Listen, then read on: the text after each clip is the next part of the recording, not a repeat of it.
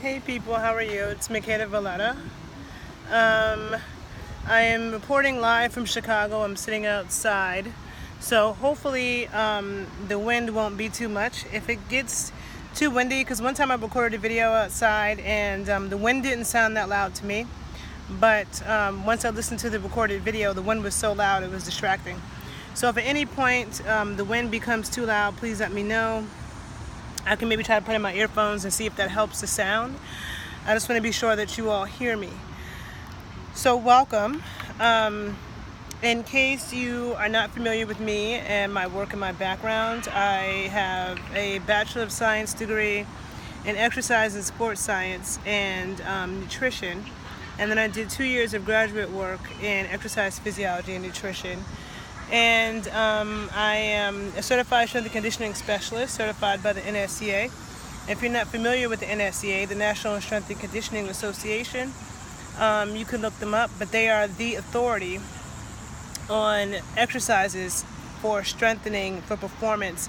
They're the only organization that does research on the efficiency of exercises, okay? So it's different than bodybuilding. Strength and conditioning coaches, what we do, it's not focused on a look as much as it's focused on function, okay? Like, what can you do? Like, you could be a bodybuilder and pose all day, but what can you do? You know, that's the question, right? So that is my specialty and my background. So when it comes to exercises and fitness, I'm always looking at and analyzing what are the most effective exercises, right? And so today we're going to talk about glutes. And we're going to talk about glute science. Lately, there's just been so much focus on that because, you know, glutes, abs, everybody wants their butt a certain way, their abs a certain way. And one thing that the glutes and the abs have in common is that they're both core muscles. A lot of times when people think about the core, they think it's just the abs, right? But the core is all of the muscles that cross the hip. All of the muscles that cross the hip. So this is your hip right here, right? So my abs, all my ab muscles, which is, you have the transverse abdominis. It's so funny recording these videos outside and people staring at me. The transverse abdominis is the ab muscle that you see. So, sorry. The rectus abdominis is the ab muscle that you see. It's the six-pack muscle that you see when people have six-packs, right? So it goes from here to here. Then you have the obliques that also go from the ribs to the hips, but they go diagonal, and they're responsible for any side-to-side or twisty motion. And then you have the transverse abdominis, which is a deep ab muscle that we don't see, but it helps to stabilize. You work that when you're balancing, doing the plank, doing push-ups. And then we also have our lower back muscles, our glutes, our hamstrings back here, and one of our quad muscles. And then we have the muscles of the pelvic floor. So those are all the muscles that cross our hips. So those are all our core muscles, which means that the glutes are also core muscles, okay? And the glutes, being in the back of our body, their job is to extend our leg back. So anytime you are extending your leg back, that works the glutes. Also to the side will work the gluteus medius. And so we need our glutes. And again, let me know if the wind is too loud. So we need our glutes to go upstairs, to go up hills, to jump. So when it comes to athletic performance, the stronger your glutes are, the higher you can jump, the faster you can run, the better you will be at agility drills, right? Our hips help to our glutes help to stabilize our hips, okay? Now everything is connected, especially in the body, everything is connected. So if you're only as strong as your weakest link, right? And we all have weaknesses. So you're strong as your weakest link. Now if your weakest link or one of your weak links is in your center, then you have a problem because we use our core for everything. A lot of people say, oh, you know, use a lot of core in pole dance. You use a lot of core in gymnastics. You use a lot of core in everything. And you realize that if you ever injure your abs or injure your core, that you need it for everything, right? And that's your center and your stability for everything. So with that being said, your glutes hold your spine together. They hold a lot of your spine together. So if your glutes are not strong and they're atrophied, which atrophied means the muscle is getting weaker and smaller from not being worked. When they atrophy, they no longer can do their job of stabilizing our hips. And so people can get lower back pain. A lot of lower back pain comes from having weak glutes. You know, you want to strengthen your back and your glutes, they go together. There's a lot of exercises like deadlifts, which work the back and the glutes, right? The lower back and the glutes. So they work together. So having strong glutes can take stress off of your back, reduce lower back pain. When it comes to pain and stress at a joint, whenever you have pain, injuries, or anything at a joint, you always want to strengthen the muscles around the joint. So that being said, if you have back pain, then you want to strengthen the muscles on your back, right?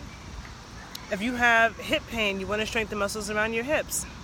So having strong glutes can decrease lower back pain, decrease and prevent it. It can also help you jump higher, run faster, have better agility if you're an athlete. But even if you're not an athlete, what happens if you need to run for your life one day? What happens if somebody's chasing you, a dog is chasing you, you're running from a fire? You never know when you might have to jump on top of some shit, jump over some shit, run up some shit, run down some shit. I'm ready for whatever, right? So you need strong glutes for that. And the other thing is that since the glutes stabilize your hips and they prevent your hips from wobbling from side to side, if you have weak glutes, it can then put stress onto your knees, okay? Because why? We have the hips and the knees. So if this is weak, stress gets put onto your knees, and then it gets put onto your ankles. So having strong glutes can prevent a lot of knee injuries, knee pain, and ankle pain, okay? Because when something in our body is amazingly crafted, but when we have a weakness someplace and our body can't handle it, or that part of the body can't handle it, another part of the body takes up the stress. And that's how over time we have injuries, overuse injuries, problems, disease, right? And so people, if you sit down too much, sitting down too much causes your glutes not to fire and makes them weak. And so what happens is the stress goes onto your hip flexors. Hip flexors are these muscles right here, right here. And the job of hip flexors is to lift your leg, right? That's what hip flexors do. So when your glutes are weak and you're not working them and you're just sitting on your ass all the time, it puts stress on your hip flexors and can then lead to other hip injuries and pain. And so when you lay down, no matter what size your glutes are, they should stand up like 2 mounds. They should not just fall to the side. Sorry, it's so loud here. If you lay on your stomach and the glutes just fall to the side, then they're not strong enough and they need to be worked. A lot of people ignore this. And so squats is one of the best things. Squats are just a good core exercise, period, because squats works all the muscles in your core. But in order for your muscles to actually get stronger, body weight is not enough. There's a lot of people on social media, especially women, doing like, oh, I'm gonna do 100 squat challenge, and doing 100 squats with body weight is not gonna make your glutes stronger. You need stress. You need to strength train. You need to overcome a force that's greater than yourself. When you load your muscles, you activate more muscle fibers that way. You could do body weight shit all day, but it's not enough, especially not enough for your lower body, because your legs carry you around your entire life. And the glutes are the most powerful muscles in the body. So body weight is nothing. Only thing that will do, doing 100 squats a day with body weight, all that will do, or lightweight, is increase your muscular endurance. It will not increase your muscular strength. To increase your muscular strength, it needs to be more of a stressor. Like something you cannot lift more than 15 times, right? And form is everything, because you should not injure your back or your knees squatting. But if you do it wrong, you can. So technique is everything. Also, walking up hills is a great way to work your glutes. That's why I miss living in a hilly place. Where I'm from in New York, Sugar Hill, lots of hills. I live in the highest point. I'm from the highest point in Manhattan. I say live because I'm still a New Yorker and I still go to New York all the time. Here in Chicago, it's super flat. And so I miss walking up hills. It's like the Bronx, Harlem. There's like really intense hills where you walk 1-2 blocks, you're so out of breath. You see older people doing that too. Now imagine pushing a shopping cart up that hill. Or imagine pulling a suitcase up that hill. You're activating your glutes and your hamstrings like crazy. You don't activate your glutes when you're walking on flatland, right? And like doing sprints and plyometrics. Plyometrics are like, you know, powerful jumps. All that stuff activates your glutes. But before you start sprinting and doing plyometrics, you need to be sure that you're able to squat 1 to 1.5 times your body weight. And if you're not, that means you're not strong enough. You don't have, your muscles are not strong enough to take the stress that will come down on your joints from jumping. Because when you start jumping and stuff like that, it puts a lot of stress on your joints. Muscles are shock absorbers, and I speak about this in my other videos on YouTube. Be sure to follow me on YouTube, The Body Scientist 81, because I go into depth on these topics all the time. But muscles are shock absorbers, right? And so the stronger our muscles are, the more stress that our joints can take, or the more stress, the less stress that will go on our joints. The more stress our body can take, the less our joints will absorb that stress, right? So muscles are shock absorbers. Muscles are also the metabolic tissue of our body. And so it's really important to have strong glutes. And then glute massage, which I love to talk about.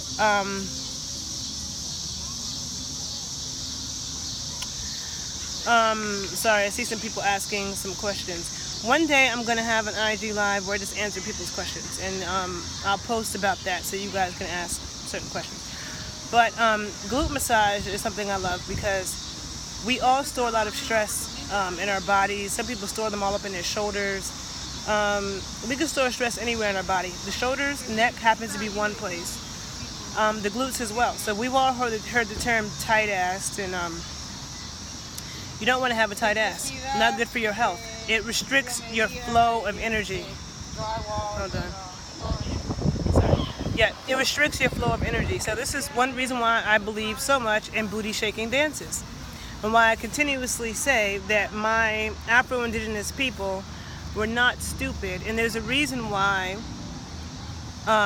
black women and black people from Atlanta to New Orleans to Brazil to Colombia to Haiti to Peru shake their ass, because it helps to relieve and release a lot of stress. So you're not holding on to that.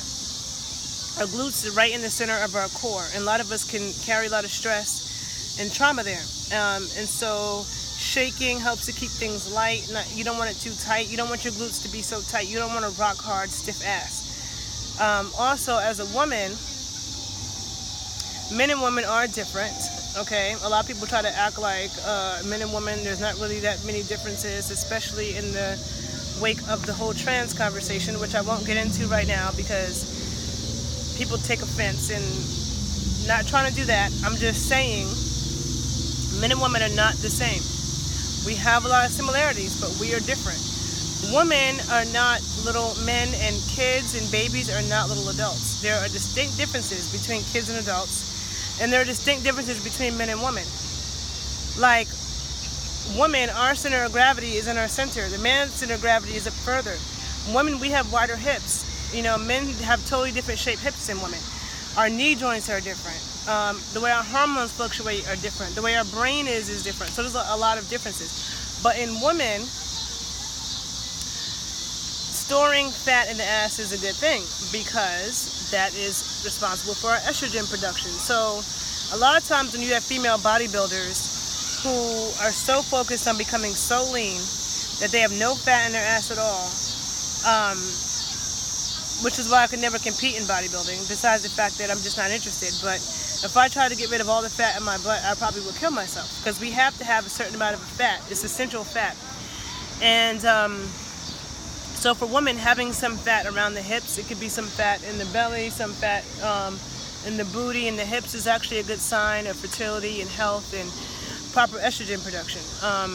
And it's a little weird when you see a man like that. Like, even when a man has a round booty, it's usually harder. So that's why it's so funny when I see men twerk, because men's asses don't jiggle like women's asses. It has less fat. That's genetically predetermined. It has to do with being a woman and being a man. Okay? And that's why, like, you know, I have my issues with the bodybuilding thing, because I don't really think it's that healthy. And it's not really focused on performance. It's focused solely on a look and achieving a look by manipulating nutrition for a look only and not for health and performance. As a strength and conditioning specialist, my specialty is exercises for performance that will help you run faster, jump higher, have more endurance, prevent getting injured, and then whatever physical thing it is you do, whether you're an athlete, a dancer, or a regular person. And so that is my approach. So even though people love, everybody wants to have nice glutes these days and stuff like that. It's really, the most important thing is the function and the strength that you have, So you could go shoot up your glutes with whatever you want to shoot them up with, but you still don't work them. You can still have weak glutes. It's not even really about always how it looks. I mean, how it looks can tell you certain things. Like I said, when you lay down on your back, if they just fall to the side, if you are a woman and you have no fat, or if you're a man and you got a whole bunch of fat on your ass, then you probably have too much damn estrogen, Just like men with man titties, too much estrogen. So those are signs.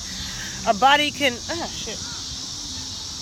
Our body can tell us things about what's going on with our health, So there's a lot of things that we can see from the body. So the look does matter to an extent, but I'm saying, like, for me, it's always health first. Always health first. It's always better to put in the work, because that's what lasts the best. That's what lasts the longest over the long run. So I think I said everything I needed to say. If you missed this video, this IG live, I will be posting it on YouTube. And someone just said something about the American diet is causing men to have hips like a woman. Well, maybe that. I think also a vegan diet can do that. Because in order to produce enough testosterone, men have to eat a lot of cholesterol. And, a lot or enough cholesterol. And because testosterone and vitamin D are made from cholesterol. And there's no cholesterol in plant food, so you have to consume the cholesterol in order to get it. And I've had male clients that ended up with man titties and stuff like that from being a vegan for 10-15 years. So you want to eat, of course, I talk about this all the time. I believe in local foods, getting stuff from local farms, grass-fed beef and meat, grass-fed butter, raw dairy, vegetables cooked in fats. Staying away from grains, like too much wheat and flour and sugar. Definitely staying away from the rancid vegetable oils like soybean oil, corn oil, safflower oil, canola oil. All that stuff is straight poison. And so I talk about nutrition a lot, but yeah, you definitely need to eat enough high quality protein and fat in order to keep your muscles, or your muscles start wasting away. And that's male or female. I can't tell you how many women I've had as clients over the years who tell me that they used to have an ass, but they lost it because they were vegan for who knows how many years. So I wouldn't play around with that. My years of research as a nutritionist and as a practitioner, I am not in any way convinced that being a vegan is a good idea. I have YouTube videos where I talk about that more in depth, but I'm not going to get into that whole thing right now. But I have two pretty lengthy videos, at least two pretty lengthy videos where I talk about that. And so I'm always available to work with people from a distance, in person, in Chicago and New York, and any other city that I travel to, and from a distance. And then I have my online booty meat coaching class, coaching program, which is geared towards women, because women are usually the ones that are trying to get a bigger booty. But and so I'm teaching you proven things and helping to coach you through it. Men have asked me about it. I guess a man could take it, even though I wasn't thinking about that, but a man is welcome to take it if he wants. And the booty meat class is not, it's even though the booty is the focus, it's the whole body, because again, it's the center. So when you work your glutes, like when you do squats, you work your whole body, right? And so that program consists of 3 months of coaching, video classes, and my personal attention of helping you. And that class is priced at $300, but it is marked down to $225 until Tuesday. But there's only 5 spots available. And then after that, it goes to $300 until the 5 spots are filled. So I hope that you all learned something from this video, and be sure to follow me on YouTube. at The Body Scientist 81.